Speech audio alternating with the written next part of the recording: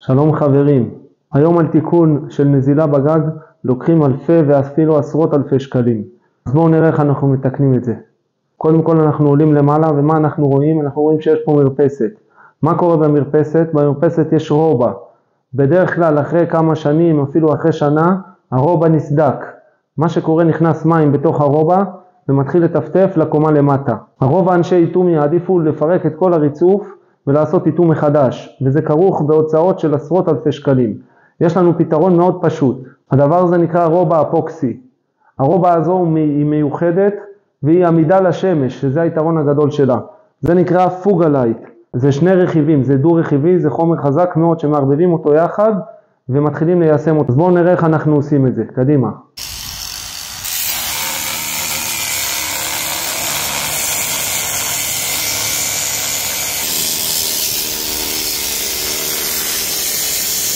עם המפוח.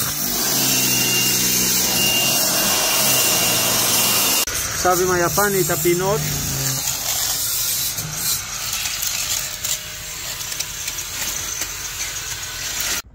אחרי המפוח ושואב, סמרטוט לך על כל החריצים, שפכטל, סמרטוט לך וכל החריצים. אפוקסי שירוץ.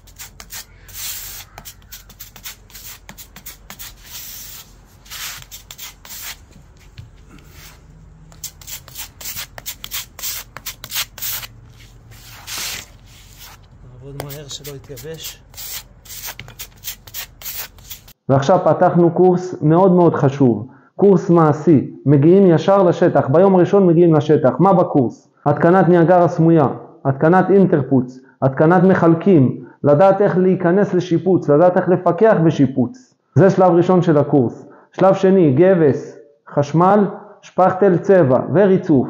שלב שלישי של הקורס, כל סוגי האיתומים וכל הדברים שקשורים לתחום הבניין, מהיסוד ועד הגמר. קורס מעשי, בלי לשבת חצי שנה עם דף ועט. ביום הראשון של הקורס מחזיקים את המברגה ומתקינים ניאגרה סמויה, מתקינים אינטרפוץ ביום הראשון. מתקינים את כל מערכת הביוב. תוך חודשיים אתם כבר יכולים לצאת לשטח, להיות שיפוצניקים או מפקחים. ותאמינו לי, יש בזה המון כסף. יצירת קשר או בפרטי או בתגובות.